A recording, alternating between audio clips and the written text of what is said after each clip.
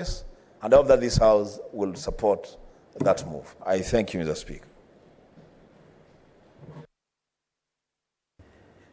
Thank you, Mr. Speaker. You can see the Bishop has spoken with authority. And I'm most happy that there's work ongoing in that region and in that direction. And I would like that you try to borrow on the expertise of some of the most brilliant minds in this country in terms of the structure of devolution and Chapter 12, and that's Dr. Mukangu. Dr. Mukangu has done a lot of work on the Constitution, and he could really benefit that bill if you can approach him, and it's a bill that is long, long overdue. Because if we don't separate the Treasury from the Ministry of Finance, devolution is going nowhere. And that's the elephant in the room.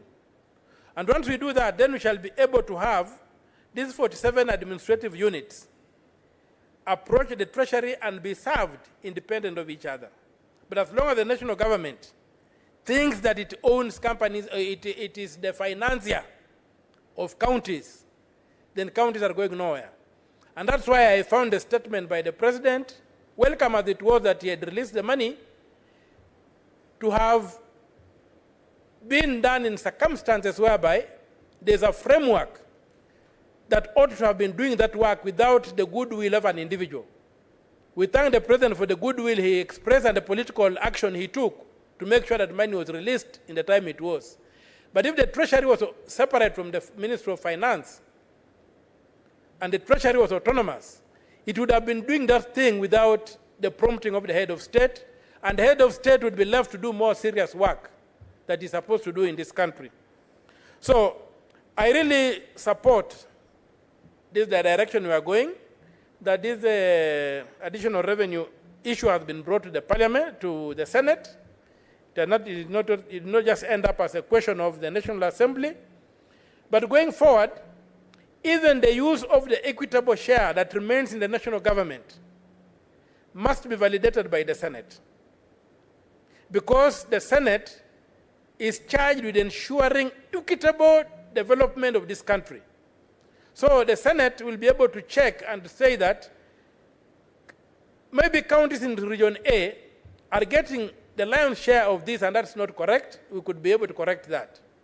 So the idea that it's only the National Assembly that should supervise the revenue that remains, the revenue share that remains with the national government, is not anchored in the Constitution of Kenya, because that one goes against the principles of devolution, and the Senate as the custodian of devolution, and one of the cardinal issues of devolution being to ensure equitable development of the country. And the national government doesn't have its own territory, but carries out its projects within counties, then the Senate must supervise how that money is used to ensure remarks. I support the bill. And I also want to thank, when I was a few minutes ago, I noticed that one region was fully represented in this House, with a senator from Vihiga, with a senator from Bungoma, with a senator from Kakamega, and a senator from Busia.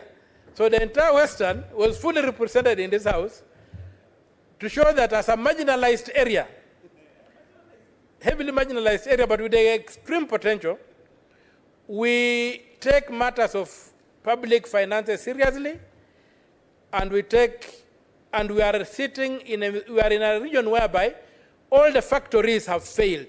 And the bullfighter can confirm to me that we have no functioning factory in Western region. So when these small allocations come in, we would like to see facilitation to the potential we have in the area. For Busia, I would like to see facilitation for mining. I want to see the Samia Hills being mined and the iron ore being turned into wealth. I want to see the gold in Bumutiru being mined, and the iron ore and the gold taken there out of that place being given to us. You know, it's a very sad situation whereby you find that the gold, the mining, because of the very primitive equipment being used. I'm told we take out about 20% of the gold on site. Then lorries come from Tanzania to carry away the soil. And they take them for further smelting, and I'm told 75% to 80% of the gold is in that soil. So when somebody comes and buys a lorry of soil for 30,000 shillings, there must be something in that soil.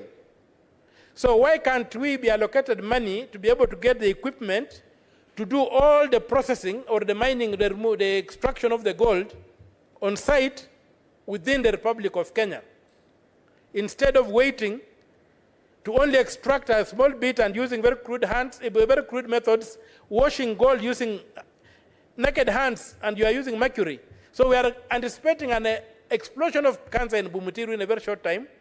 So we needed to be allocated money to be able to modernize the mining in Bumutiru and the other areas of Busia, and to knock out the Tanzanians who are coming to carry away our gold at a throwaway price. Thank you very much, Mr. Speaker, sir. Senator Veronica Nduati. Honorable Speaker, thank you for this opportunity.